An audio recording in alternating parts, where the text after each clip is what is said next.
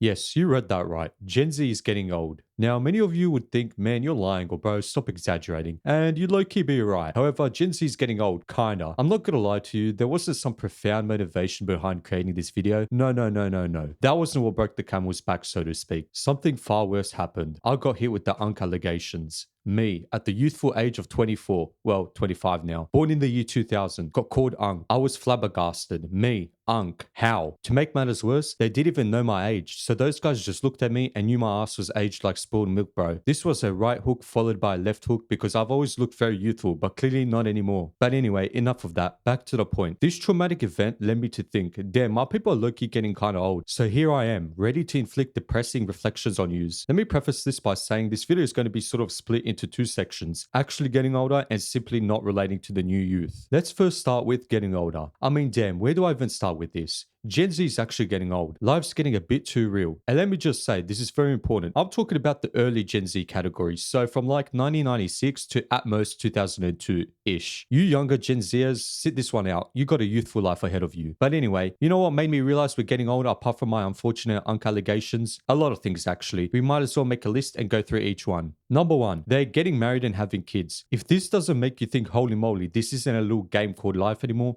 then I don't know what will. Like, bro, just the other day we were throwing wet toilet paper at the ceiling in high school, and now you have a wife and kids. And not even on no bum business where it's accidental pregnancies, baby mamas, and baby daddies type of thing. Nah, legitimate marriages and planned kids. It has me shook because it feels like one half are still living in the trenches romantically and life experience wise, and the other half have a full-fledged 1950s American family unit. Another one, they actually have big boy and big girl jobs. Not a cute little part-time grocery store job or a McDonald's job, an actual professional job, responsible for building houses or managing multi-million-dollar projects. These are full-fledged adults doing adult stuff. It's crazy to see your where's my hug out homeboy be dressed in a suit conducting meetings about management consulting. It's crazy. And the final big one, which I'll call nothing sweet anymore outlook. Let me paint a scenario. You finished high school, you finished college, and you work at a full-time 9-to-5 job.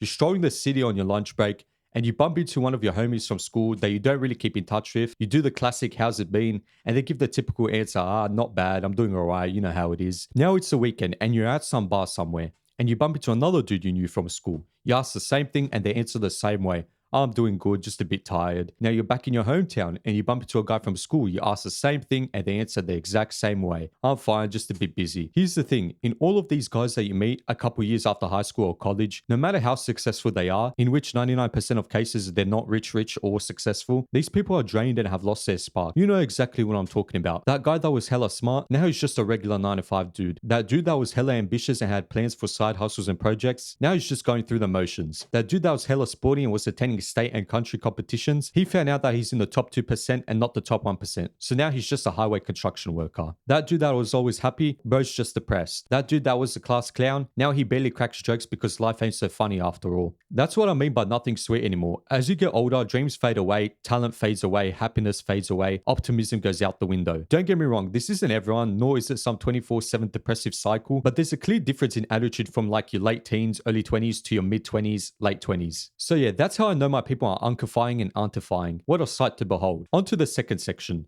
Not relating to the youth. I can literally yap about this for ages. Not even Batman himself could stop me. Where do I start? Well, probably at the beginning. These humans simply have never experienced being 8 years old, riding a bicycle around your neighborhood, going on some cordial-fueled adventures with some kids you have no idea how you met, but you're friends nonetheless. I simply don't see that anymore. Now, whether that's because of parents being vigilant or technology taking over the world, it's probably both. It doesn't matter. It's just sad to see. Like, these kids pop out of the uterus and can't even fulfill their young, adventurous spirit to play and explore. Nah, it's just, here's an iPad and go fry your brain with it for hours. Now, I was born in 2000, which I feel is a pretty good mix of old school childhood and technology. But if I talk to someone even 5 years younger, their childhood is already significantly different. And I would say from interacting with a lot of slightly older people, I had a pretty similar childhood to someone 5 or so years older than me. I mean, even someone 10 to 15 years older, I could still relate with bits and pieces. But me, 2000, and a kid, 2010, forget it. Not even close to the same thing. Now, another big thing is social media during the teenage years. For everyone around my age, it's a bit of a weird one. Social media was a popular thing, but it didn't have such a death grip on people, especially towards the earlier years of like 2012, 2013, at least on earlier teenagers like me at the time. We had Facebook and people would post like for TBH and maybe some weak ass cyberbullying, kinda. But towards my graduation in 2017, I feel like I just got out before social media had its second explosion that would suffocate the youth. Nowadays, these kids are entering their preschool years with TikTok being attached to their hip and entering high school with their life essentially being only online. I simply can't relate. I was barely part of the generation where kids were on their phones in class. Most of my years, in my experience, that wasn't really a thing, at least nowhere near the same extent it is now. The thing is, when you talk to these younger people, you just realize 1,